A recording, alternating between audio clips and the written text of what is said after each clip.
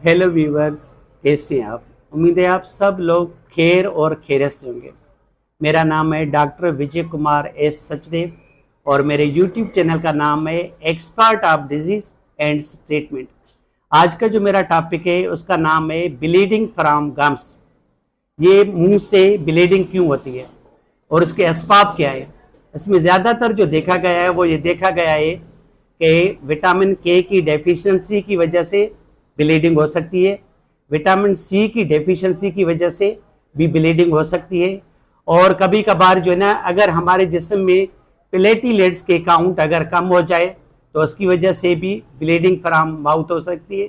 और अगर विटामिन के जो है ना फैक्टर्स जो हमारे जिस्म में लिवर के थ्रू बनते हैं अगर उनकी डेफिशिएंसी हो जाए तो उसकी वजह से भी ब्लीडिंग फ्रॉम माउथ हो सकती है।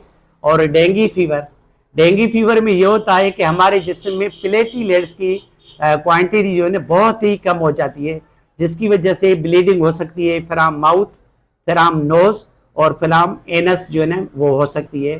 तो सबसे पहले तो आपने जो है ना डायग्नोज ज़रूर बनाया कि आपकी ब्लीडिंग जो माउथ से हो रही है वो किस वजह से हो रही है।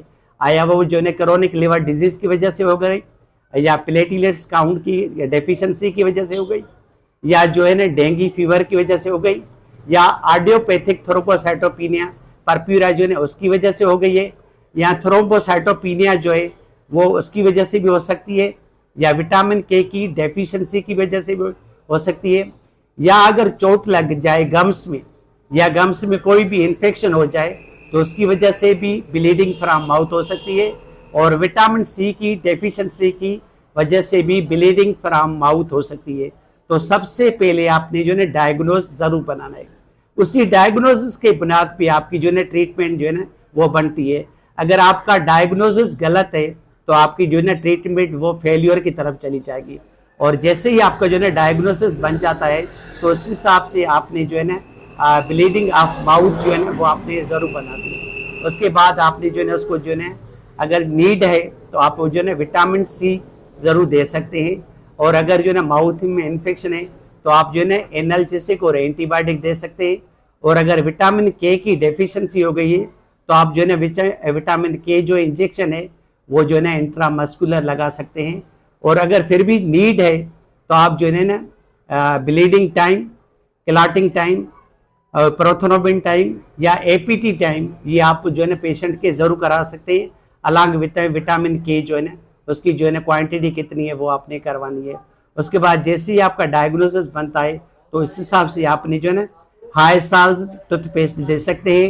अगर गम्स की जो है ना इन्फेक्शन है तो आप जो है गम्स का इन्फेक्शन जो है ना एक suitable antibiotic along with metronidazole आप वो दे सकते हैं। और अगर पेन है तो आप उसको एनाल्जेसिक दे सकते हैं।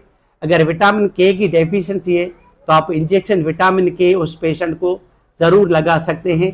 और अगर उसके साथ आपकी विटामिन सी की डेफिशिएंसी है तो आप उसको जो है ना विटामिन सी दे सकते हैं। और उसके बाद आपने ये ज़रूर ऑब्जर्व करना है कि आपका लिवर सेफ है या नहीं है।